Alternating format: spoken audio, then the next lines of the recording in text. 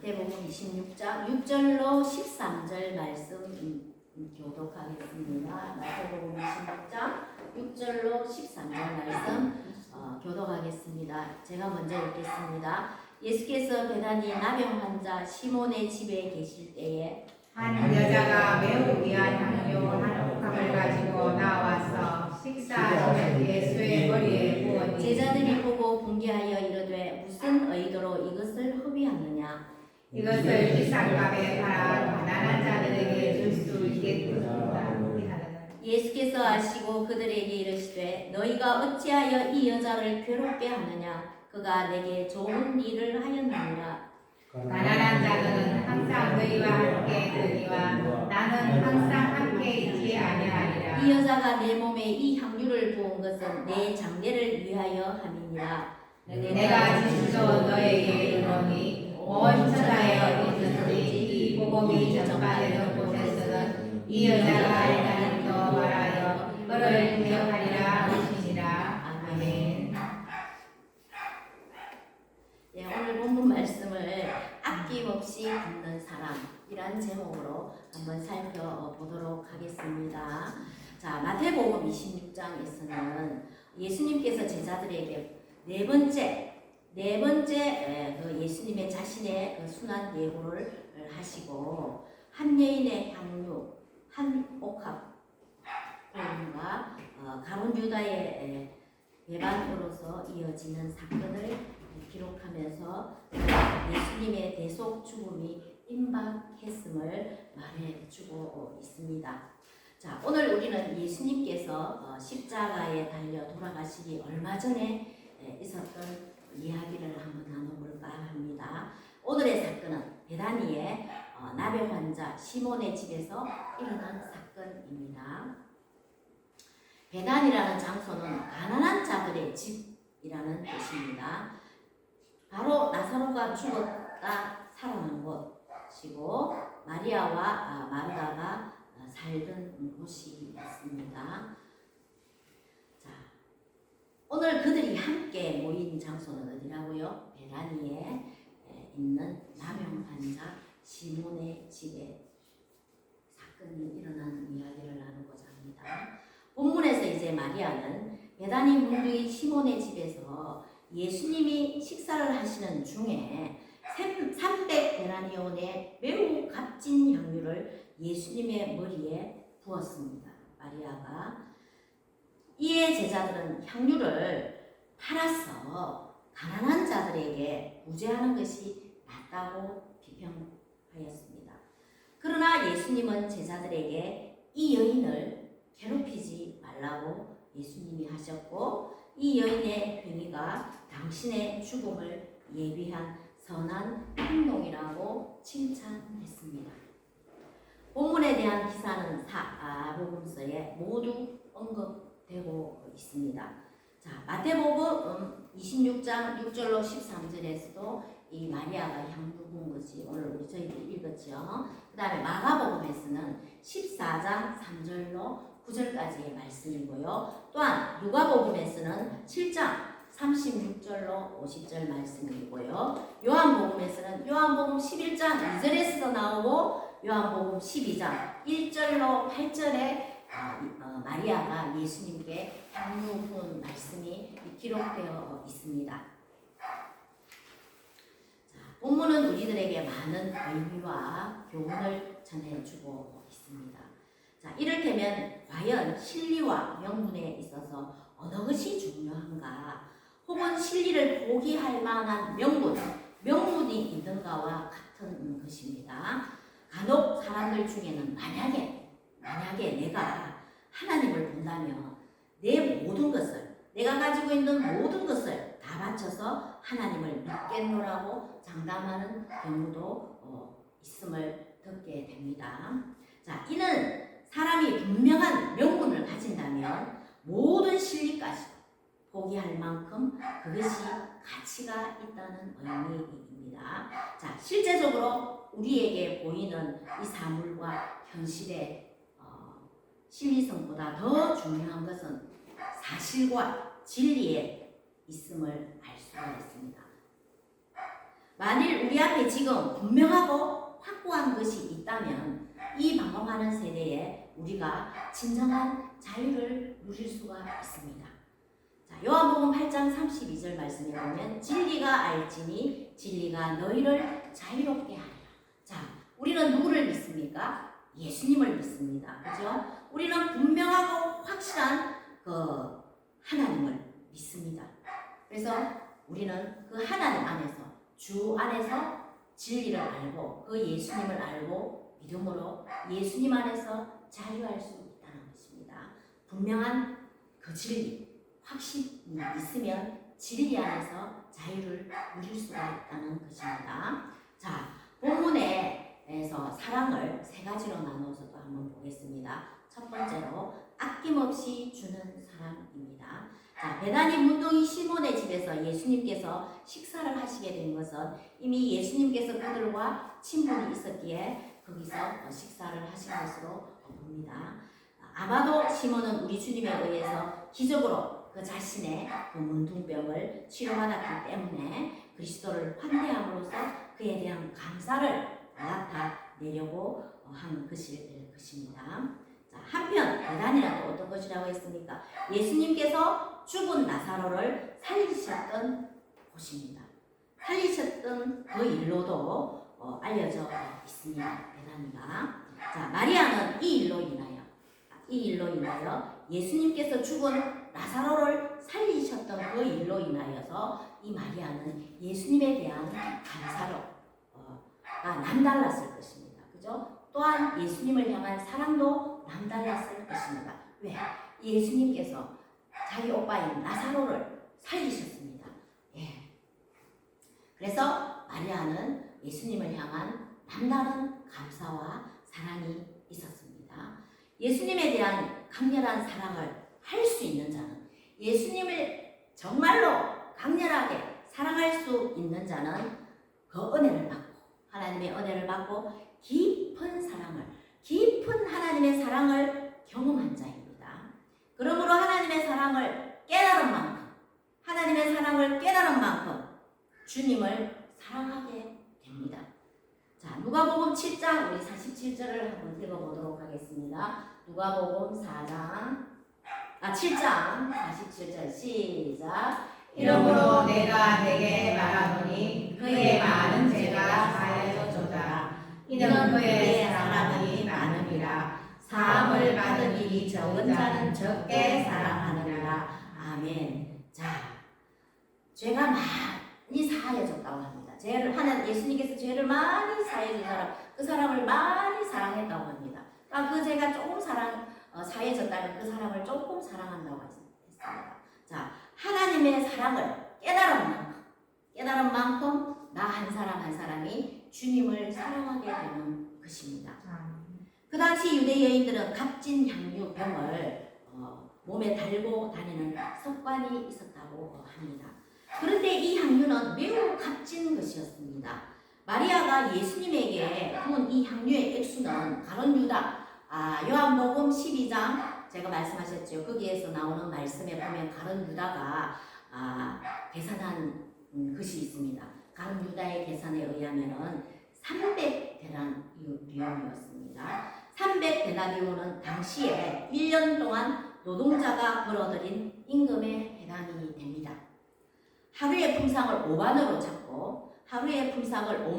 잡고 5일 일을 못한다고 가정하면 한 달에 30일로 계산해서 그 금액이 얼마인가? 100만 원이 됩니다. 한 달에. 그럼 1년에는 얼마 되겠습니까? 1200만 원입니다.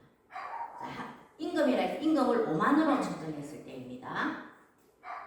자, 본문에서 예수님께 사용된 향유의 양은 한 옥합이라고 했습니다. 이것은 당시에 500명이 먹을 수 있을 정도의 엄청난 가격이었습니다. 이 여인은 자신이 가진 소유 중에서 가장 귀하고 값진 것을 누구에게 드렸습니까? 예수님께 드렸던 것입니다. 예수님께 아낌없이 다 자기가 가지고 있는 것을 부어 드리는 것입니다. 자, 사랑은 결코 타산적인 것이 아닙니다. 사랑은 최소한 그 얼마의 그로서 그 하나님의 기분을 좋게 할 수 있는 게 아닙니다. 유일한 유일한 소망은 최대한 주려는 것입니다. 마리아는 죽은 오라버니를 살리신 그 주님의 은혜를 생각하면 한 옥합도 오히려 부족했을 것이라는 것입니다. 법적이고 감격적인 그 신앙의 경험이 없는 제자들에게는 이것이 어떻게 됩니까? 낭비처럼 보였던 것입니다. 마태복음 26장 8절과 9절에 보면 이것을 제자들이 보고 분하여 가로되 무슨 의도로 이것을 허비하느뇨 이것을 많은 값에 팔아서 가난한 자들에게 줄 수 있겠노라고 합니다. 자, 마리아가 예수님께 향유 한 옥합을 부었습니다. 부어드린 것을 보고 다른 제자들이, 예수님의 제자들이 이 향유를 팔아서 가난한 자들에게 나누어 주면 될 것을 왜 이 향유 한 옥합을 가룟 유다가 계산한 것은 300데나리온, 조금 전에 제가 말씀했던 그 5만 원으로 측정한다면 1200만 원을 왜 예수님께 다 그 향유를 부어드리느냐 이 말씀입니다. 네. 가난한 사람들에게 나누어 주면 될 것을 이 제자들은 이렇게 말을 합니다. 자, 많은 경우에 있어서 다툼과 오해는 견해 차이, 생각 차이에서 발생이 됩니다. 자, 신앙과 불신앙, 육의 생각과 영의 생각이 얼마나 많은 대립과 갈등을 가지고 있는가를 발견할 수 있습니다. 중요한 것은 우리가 어디에다가 관심을 두느냐에 달려 있습니다. 자, 이 향유 마리아가 자기가 가진 소유를 다 예수님께 부어드린 이 향유는 마리아는 하나님의 사랑을 경험했고 체험했기 때문에 아깝지 않습니다. 더 많이 있으면 더 드릴 것인데 반대로 제자들은 어떻게 합니까? 이것을 팔아서 가난한 자에게 나눠주면 될 것을 왜 이렇게 하느냐고 합니다. 자, 우리 부모와 자식을 한번 생각해 보십시다. 자식을 양육하고 부모를 섬기는 일은 경제적인 원칙과 실리적인 방법으로 계산할 수 없습니다. 그죠?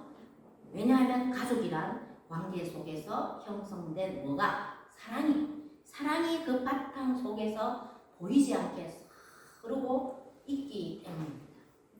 자, 명절 때, 그죠? 명절 때마다 고향을 향한 발길이 우리는 어떻게 말하냐면 민족 대이동처럼 말하고 있고 민족 대이동처럼 되어 버렸습니다. 명절 때가. 사실 가만히 생각해보면 그 복잡한 교통지옥 속에서 이미 떠난 죽은 부모의 산소를 찾아가보는 일이 아무 의미가 없을 수도 있습니다. 그러나 돌아가신 부모가 걷기를 하나 먹기를 하나 만약에 그렇게 생각하고 고집하면 그를 주위에서 보는 사람들이 어떻게 하겠습니까? 그 자녀를 고약하다, 불효자식이라고 말할 것입니다. 자, 요즘 우리는 믿음과 사랑까지에도 돈으로 계산하고 부모나 부부자 시간에도 물질이 계산되는 시대에 살고 있습니다. 자, 그러나 진정한 사랑은 아낌없이 주는 사랑입니다. 부모와 자식 간에도 보이지 않는 그 사랑이 흐르고 있기 때문에 그 힘들고 어려운 교통지옥 속에서도 부모님을 뵈러 가고 또 산소를 찾아가고 거기에서 또한 나눔을 가지고 이렇게 하는 것입니다. 진정한 사랑은 아낌없이 부어주는 것입니다. 만일 부모나 자식 또는 배우자가 위독한 질병에 걸렸을 때 그를 치료하는 데 소요되는 돈을 아까워하는 사람이 있겠습니까? 그죠?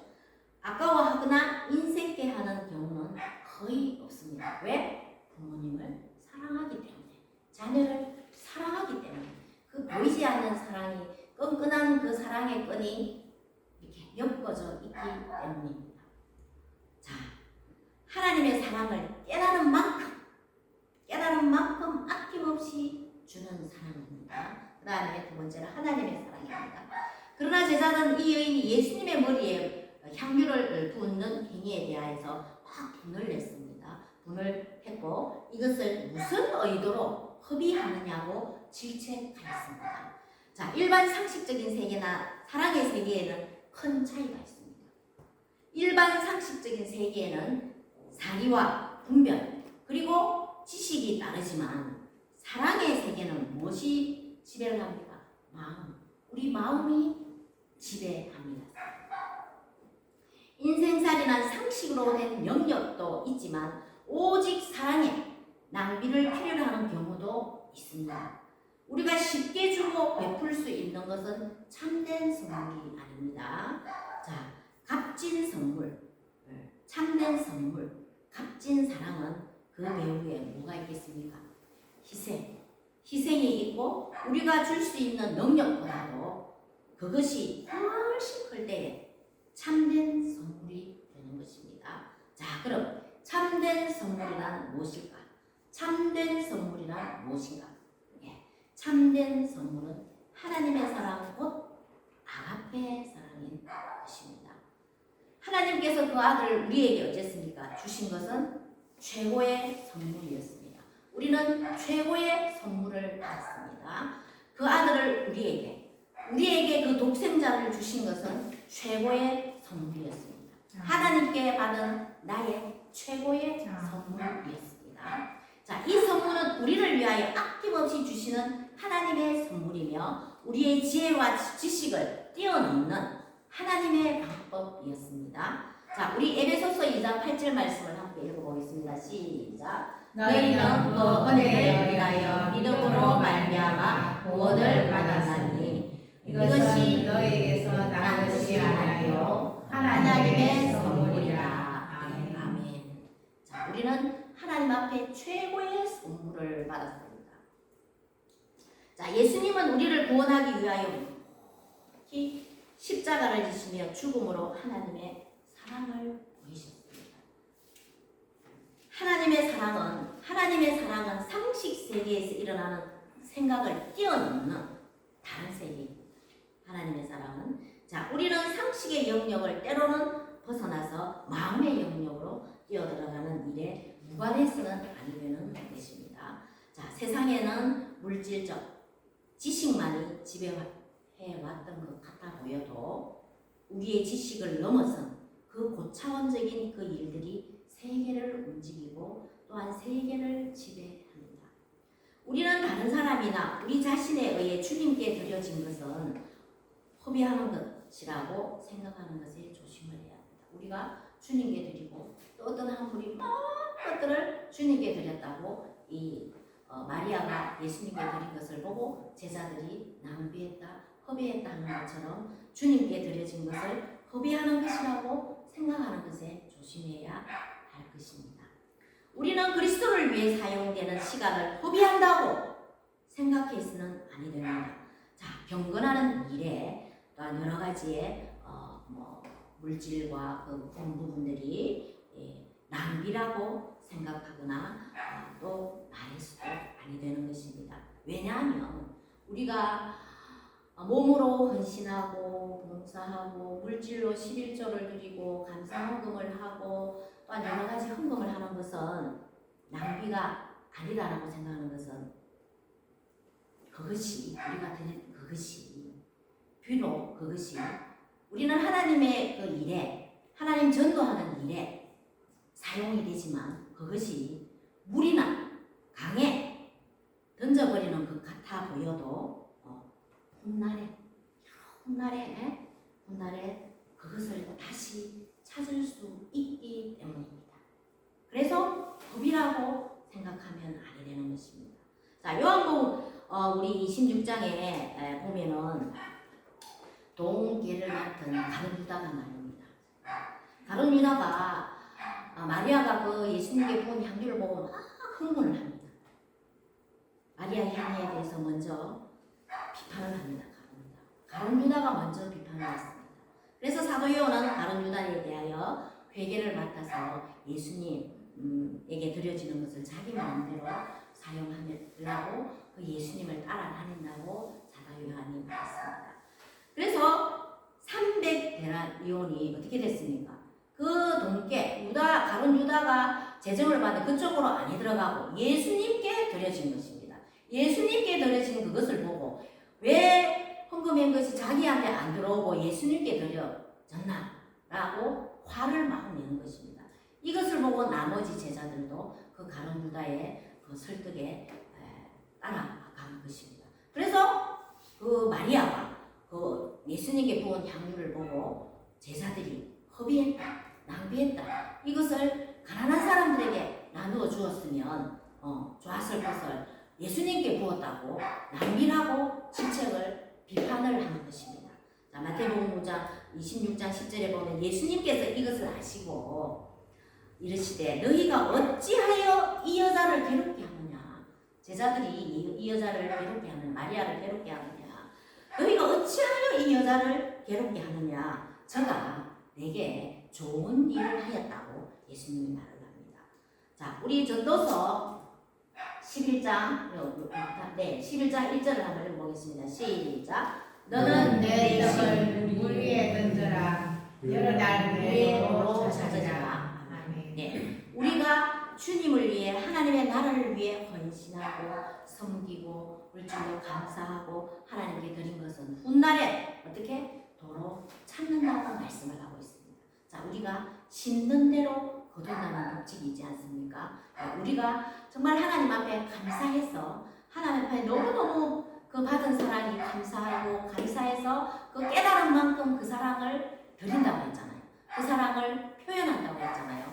그래, 하나님 앞에 감사함으로 그 사랑을 표현했지만 그것을 그냥 흐르는 물에 던졌다 손치더라도 그것이 다시 돌아온다는 것은, 우리가 감사를 한 것은 하나님께서 분명하게 하나님의 때에 다 갚아주신다는 것입니다. 훗날에 다 우리에게로 돌아온다는 것입니다. 네. 자, 한 예를 들어 보겠습니다. 미국에 4센트짜리 교회라는 이름이 붙여진 교회가 있습니다. 이 교회가 있는데 여기에는 4살짜리 어린아이의 그 솔선적인 봉헌 이야기, 헌금 이야기가 있습니다. 자, 교회가 너무나도 날아갔나 봅니다. 교회당이 날아가서 신축을 위해 모든 교회들이 이제 집회 시간에 모여서 헌금 시간을 가졌는데 그 모금해야 할 헌금이 액수가 너무 많나 봅니다. 그래서 이 강대상에서 액수가 이만큼 부족합니다라고 말씀을 드렸을 때 그 액수가 너무나도 많았나 봐요. 그래서 앉아 계시는 한 분 한 분들이 서로가 서로의 얼굴을 바라보면서 그냥 얼굴만 쳐다보고 있는 거예요. 그때 겨우 4살밖에 안 되는 어린아이가 강단 앞에 목사님이 서 있는 강단의 그 계단을 올라가서 목사님께 가서는 작은 손으로 작은 2살이만한 손에 쥐고 있었던 그 1센트짜리 4개의 동전을 목사님에게 이렇게 건네주었습니다. 그러면서 목사님, 이 돈은 우리 엄마가 나한테 사탕 사 먹으라고 주신 돈이지만 이 돈을 하나님께 바치는 것이 더 좋은 것 같아서 목사님께 드리는 거예요 라고 말하고 이렇게 쪼르륵 강단에서 내려갔다고 합니다. 자, 자신에게 가장 소중했지 않습니까? 그 1센트짜리 4개가 그것을 가지고 나는 사탕을 사 먹어야 되는데, 어린아이들은 사탕을 좋아하잖아요. 사탕을 사 먹어야 되는데도 불구하고 그 이야기가 귀에 들려왔나 봅니다. 뭔지는 모르겠지만 돈이 필요하다는 이야기가 들려왔겠지요. 가장 소중한 것을 그 어린아이가 포기하고 헌금하는 그 어린아이에게 감명을 받은 앉아있는 모든 어른들이 자기가 이제 차가 낡았어. 또 여러 가지가 부족해서 우리가 바꿔야 될 때가 있지 않습니까? 그래서 자기 차를 구입하는 그 돈을 가지고 어쨌습니까? 자신이 가장 아끼는 것을 헌금하기 시작을 했고, 이것으로 인해서 4센트짜리 예배당이 웅장하게 세워지게 되었다는 것입니다. 그 낡은 예배당이 그 어린아이의 작은 손으로서의 헌금한 그것이 주위의 그 마음을 감동케 해서 헌금을 하심으로 말미암아 이제 낡은 예배당을 다시 새로 짓기 시작했다고 합니다. 그래서 웅장하게 건축이 되어졌다고 합니다. 자, 우리는 하나님의 진정한 사랑을 선물로 받았습니다. 그죠? 하나님의 독생자 아들을 받은, 하나님이 우리에게 독생자 아들을 주신 최고의 선물, 그 사랑을 받은 사람입니다. 자, 그 사람이라면 우리가 하나님께 감사와 하나님을 향한 사랑의 그 깊이를 나타낼 수가 있겠죠. 자, 그 다음에 죽음으로 주신 사랑입니다. 자, 이 여인은 예수님의 죽음의 의미를 깨달았고, 이 여인은 예수님이 이제 얼마 안 있으면 십자가에 죽어서 부활하셔서 하나님 앞으로 간다는 것을 알고 있습니다. 의미를 깨달았지만은 제자들은 깨닫지를 못했습니다. 만일 그의 부활이 이루어지면 예수님께 기름 붓는 일을 할 수 없기 때문에 식사 중에 예수님의 그 머리에 기름을 부었습니다. 마리아가. 그러나 제자들은 주님의 순환과 그 죽음에 대한 그 예고와 그 의미를 전혀 몰랐습니다. 자, 아까 처음 시작할 때 이미 예수님께서는 내가 이래 해서 십자가에 못 박혀 아버지께로 갈 것이다라는 것을 4번째 예고했다고 말했습니다. 그럼에도 불구하고 마리아는 그것을 알아들었는데 제자들은 그 의미를 몰랐다는 것입니다. 그래서 마리아는 예수님의 장사를 위해 예비하기 위해 그 모든 것을 드렸던 것입니다. 자, 제자들은 전혀 주님의 순환과 죽음의 예고와 그 의미를 전혀 몰랐습니다. 또한 그들의 편견과 오해는 마침내 예수님에 관한 것까지, 다른 사람이 예수님의 하는 것까지 불평하고 시비하는 데까지 갔습니다. 자기만 안 하면 되는데 다른 사람이 하는 것까지 시비를 걸고 불평을 했다는 것입니다. 자, 부모님, 어느 집에 아버지가 중환자로 이제 죽어야 될 날을 기다리고 있습니다. 죽음이 임박하게 다가오고 있습니다. 그래서 의사는 이렇게 합니다. 수술을 해도 가능성이 희박하고 또 성공을 해도 오래 살 수 없고 경비가 많이 든다고 했습니다. 오도가도 해야 될지 말아야 될지 그렇게 의사가 말을 했습니다. 그러나 만일 수술을 안 하면 바로 죽는다고 했습니다. 그 말에 아들들은 비용을 생각해서 수술을 반대하고, 딸들은 아무리 돈이 많이 들어도 자식의 도리를 지켜서 끝까지 최선을 다해야 한다고 했습니다. 이렇게 차이가 있다는 것입니다. 한 사건을 내어놨을 때. 자, 누가 우리 어머니의 눈물을 염분과 수분으로 구분할 수가 있으며 또 부모의 그 얼굴에 있는 주름살을 흉하다고 하겠습니까? 이처럼 사랑은 보이는 현상만으로 계산될 수 없기 때문에 아까운 것이나 낭비라는 생각으로 진리를 계산할 수 없는 것입니다. 사랑은 계산할 수 없다는 것입니다. 받은 만큼 그 사랑을 많이 받았으면 그 감사에 내가 힘을 다해 사랑한다는 것입니다. 자, 하나님께서 우리에게 주신 사랑은 죽음으로써 우리에게 주신 청량할 수 없는 사랑인 것입니다. 부모의 사랑을 받은 자녀가 아니면 이 부모의 사랑을 청량할 수가 있겠습니까? 그죠? 부모의 사랑을 받은 자녀가 아니면 그 부모의 그 사랑을 결코 이해할 수 없었던 것처럼 하나님의 사랑의 그 깊이와 높이, 그 사랑을 입은 성도만이 그 사랑을 안다는 것입니다. 하나님의 사랑을 안다는 것입니다. 다른 사람은 모르는 자는, 그 사랑받은 것을 모르는 자는 사랑이 없는 것입니다. 자, 우리 요한일서 4장 19절 말씀 함께 읽어보겠습니다. 시작. 우리가 사랑하면 그가 먼저 우리를 사랑하셨습니다. 아멘. 자, 우리가 하나님을 사랑하는 것은 이렇게 우리 하나님을 사랑하기 때문에 하나님 앞에 예배로 올려드리지 않습니까? 그렇죠? 우리가 하나님을 사랑하는 것은 먼저 우리가 하나님의 사랑을 먼저 받았다는 것입니다. 하나님의 사랑을 먼저 받았기 때문에 우리가 하나님의 사랑을 한다는 것입니다. 자, 또 주님을 기쁘게 하고 하나님을 영화롭게 하는 일이라도 약한 믿음의 소유자는 어떤 경우에는 사단처럼 생각하고 행동할 때가 있습니다. 제자처럼 그것이 납니다라고. 자, 마태복음 16장에서 예수님께서는 베드로가 예수님이 십자가를 지시는 일을 만류합니다. 다음과 같이 말씀하셨습니다. 자, 우리 마태복음 16장 23절 함께 읽어보도록 하겠습니다. 시작. 예수께서 돌이키시며 베드로에게 이르시되 사단아 내게로 물러가라. 너는 나를 넘어지게 하는 자로다. 도리어 사람의 일을 생각하는도다 하시고 아멘. 우리는 잘 분별해야 합니다. 자, 예수님은 그 유대인들 종교 지도자들에 의해서 끌려와서 이렇게 십자가에 죽이는 것처럼 보이지만 하나님은 모든 것들을 섭리하시고 이미 계획하셨던 것입니다. 누구 때문에? 우리 때문에.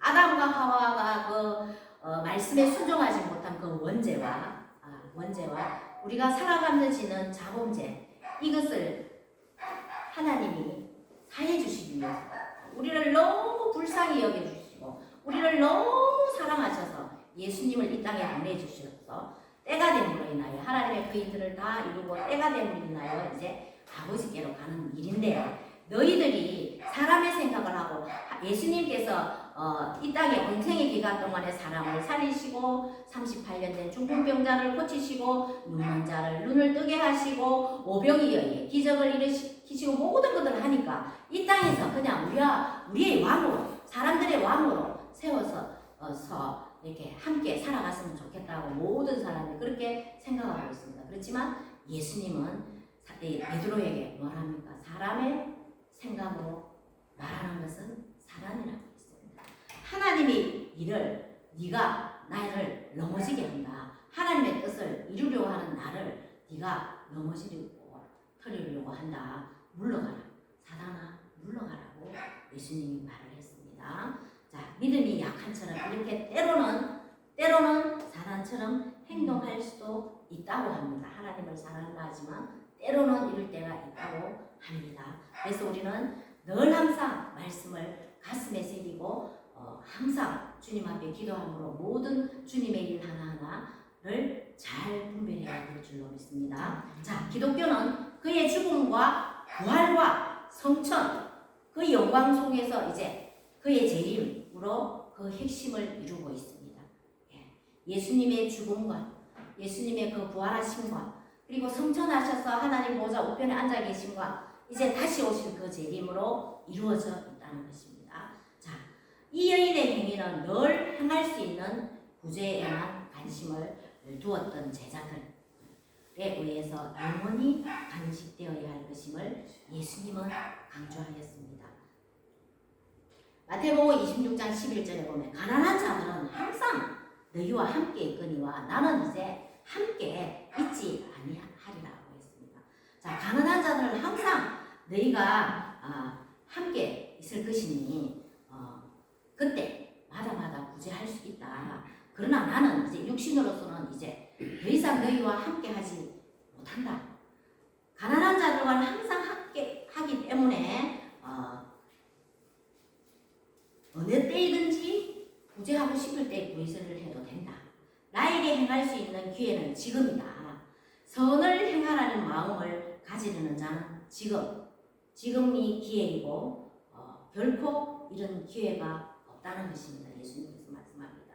그리고 이 기회를 놓친다면 기회를 놓친 사람들은 불평을 할 것이다. 라고 말합니다. 자, 마리아로서는 그때 그 당시가 아니었다면 향유를 불어드릴 수 있는 기회가 없었을 것입니다. 그는 자신에게 찾아온 기회를 놓치지 않고 헌신함으로써 그 예수님의 장례를 기념하는 영광스러운 것을 그 마리아는 감당했습니다. 자, 선을 행할 수 있는 기회는 매우 드물다. 그리고 짧으면서도 불확실하다. 그것을 위해 노력하는 결단이 필요하다고 예수님이 말합니다. 그러므로 신앙생활에서는 우선순위가 있는 것입니다. 신앙생활의 주변적인 문제에만 예민성을 보인 이 제자들은 어쨌습니까? 큰 실수를 예수님께 범했습니다. 아깝다고 했습니다. 그것을 허비한다고 했습니다. 오늘 우리는 어디에다 삶의 최고의 가치를 두고 있습니까? 예수님께서는 이 여인의 행위를 변호하시고 극찬하셨던 것은 이 여인의 바른 신앙적인 자세와 가치관 때문이었습니다. 자, 그래서 우리는 선한 행위를 시기할 것이 아니라 먼저 나 자신의 부족함을 깨닫고 그 마리아의 행위를 본을 받는 자가 되어야 하며 이것이 또한 성도된 도리라고 합니다. 자세 또 온전한 태도입니다. 자, 마태복음 이제 마지막입니다. 12절로 13절에 보면 이제 예수님께서 마리아를 칭찬하십니다. 이 여자가 내 몸에 이 향유를 부은 것은 내 장사를 위함이니라. 내가 진실로 너희에게 이르노니 온 천하에 어디서든지 이 복음이 전파되는 곳에는 이 여자의 행한 일도 말하여 저를 기념하리라 하십니다. 예, 이 말은 예수님 앞에서 가장 아름다운 헌신의 기회를 붙잡았던 마리아는 지금 이 순간에도 말씀에 있어서 저희들이 말씀을 나누고 있지 않습니까? 자, 기회를 붙잡았던 마리아는 복음이 전파되는 곳에서 복음이 전파되는 곳 그 어디에서든지 그 헌신의 모델로 영원히 기억되는 놀라운 축복을 받은 사람입니다. 자기가 가진 그 향유 한 번 부었는데 지금까지도 복음이 전하는 곳에서 기억되리라고 말씀을 하고 있습니다. 자, 여러분에게도 오늘 함께한 여러분에게도 마리아와 같이 예수님께서 가장 기뻐하시는 아름다운 인생의 이정표를 남길 기회가 주어져 있습니다. 자, 그렇다면 오늘 나에게 요구되는 것이 무엇입니까? 우리는 진정 주님께서 나에게 무엇을 원하고 계실 것인가를 생각해야 되겠습니다.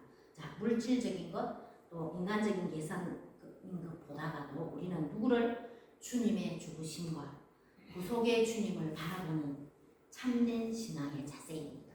하나님께서는 또한 십자가에 죽으시고 부활하시고 성천하시고 다시 오실 그 예수님을 믿으면서 우리가 살아가는 그 신앙의 참 모습을 원하고 계실 것입니다. 자, 조류 중에 모성애가 가장 뜨거운 펠리킨이라는 조류가 있답니다. 펠리킨은 크게 늘어난 복주무늬를 가진 새로서 새들에게 줄 먹이가 없으면 자신의 가슴살을 뜯어서 그 새들에게 먹인다고 합니다.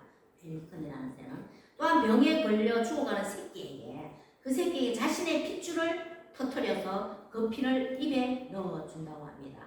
그래서 어미 펠리컨은 자신은 죽어가면서도 새끼를 위해서 기꺼이 자기 목숨을 새끼에게 바친다는 것입니다. 이 새는 사랑과 희생의 상징으로 십자가에 못 박혀 죽으시는 그 예수님께 또 비유해서 말씀하기도 합니다. 자, 이제 결론입니다. 예수님은 죽으시면서까지 우리를 사랑하셨습니다. 우리를 사랑하셨기 때문에 하나님의 말씀에 순종하셨습니다. 그래서 우리 성도들에게 참된 봉사와 헌신을 일으키게 하는 그 힘의 원천, 우리가 참된 봉사와 헌신을 어떻게 할 수 있는가, 또한 영적 침체와 무기력을 극복하는 방법은 무엇일까. 자, 우리 신앙의 행위가 초월적이면서 이 영적 체험과 경험의 신앙, 신비적인 일을 맛보지 않고는 이해하기가 어렵지 않습니까? 그렇죠? 그래서 우리는 영적인 신앙, 초월적인 신앙을 체험해야 된다는 것입니다. 또한 우리가 하나님의 사랑에 매료돼서 그 깊이와 넓이를 우리는 이해해야 하는 것입니다. 믿음에 대한 부가가치를 극대화시키는데 전환이 필요합니다. 자, 향유를 본 그 여인처럼 그 여인은 어쨌든 자신의 모든 것을 하나님께 드렸던 것처럼 우리도 나의 가진 시간과 여러 가지 등등 모든 것을 하나님께 주님께 드려진 자세와 각오를 한번 해야 될 줄로 믿습니다. 그래서 이렇게 내가 이 하나님을 믿고 하나님 앞에 충성하니 헌신했더니 하나님께서 이런 복을 나에게 주셔서 하나님께서 이런 복을 나는 받았어 라는 간증이 있어야 이 예수님, 이 하나님을, 이 복음을 효과적으로 전달할 수 있지 않겠습니까? 나에게 오늘 함께한 모두에게 복음을 자랑할 만한 간증이 있습니까? 앞으로 예수님을 자랑할 만한 간증들이가 많이 생겼으면 좋겠습니다. 자, 오늘 좀 말씀이 긴데요. 이제 마무리하겠습니다. 한 가지 한 예를 들어보겠습니다. 독일의 미넨바 합창 관은 악단이 있다고 합니다. 자, 목사님의 아들이라고 합니다. 목사의 아들이며 올겐 연주자인 칼리 허트 씨가 창립한 단체라고 합니다. 여기서 여기에 입단 올겐 연주자 이 창립한 단체에 입단하려면 이런 서약을 하라고 합니다. 어떤 서약인가? 생활에 필요한 최소한 시간과 돈만을 제외하고 나머지는 바하 음악의 아름다움을 위하여 바친다. 이 창립한 단체에 들어오려면 이런 서약을 해야 된다고 합니다. 자, 그들처럼 우리도 이렇게 한마디 고백함으로써 나의 인생을 걸고 생명을 걸 수 있겠습니까? 무엇으로 우리는 걸겠습니까? 그죠? 걸 게 없어요. 그렇지만 한마디 고백을 해보자면 나의 인생을 걸고 한번 서약할 수 있겠습니까? 자, 나의 생명. 자, 그래도 나의 생명을 우주적인 하나님의 나라에 확장하는 데 하나님의 음악을 아름다움을 위하여 나를 바칩니다. 라고 서약할 수 있겠습니다. 나의 인생을 하나님의 나라에 확장하는 그 일들 위에 그 아름다움을 위하여 내 인생을 바칩니다. 거기에는 모든 것이 포함이 되어 있습니다. 그죠? 자, 한번 생각해 보시고요. 자, 이 여인 마리아와 같은 사랑의 표현은 영원히 우리에게 다가올 세대에게도 본이 됩니다. 초월자이신 예수 그리스도를 믿는 상식을 넘어선 초월적인 삶을 사는 것입니다. 이는 우리의 영적 침체에서 해방시켜 줄 것입니다. 말씀대로 한번 순종해 보는 것입니다. 그렇게 될 때 영적 침체에서 벗어난다는 것입니다. 자, 아낌없이 붙는 하나님의 사랑은 우리가 하나님을 사랑하는 것이 증거이며 이는 하나님을 영화롭게 하는 것입니다. 오늘 함께한 모든 분들 아낌없이 받은 사랑을 세상으로 흘려보내어서 하나님을 사랑하는 정인들이 되고 하나님을 영화롭게 하는 교회와 성도님 되시기를 주님의 이름으로 축복합니다. 아멘. 아멘. 하나님 아버지 참 감사합니다.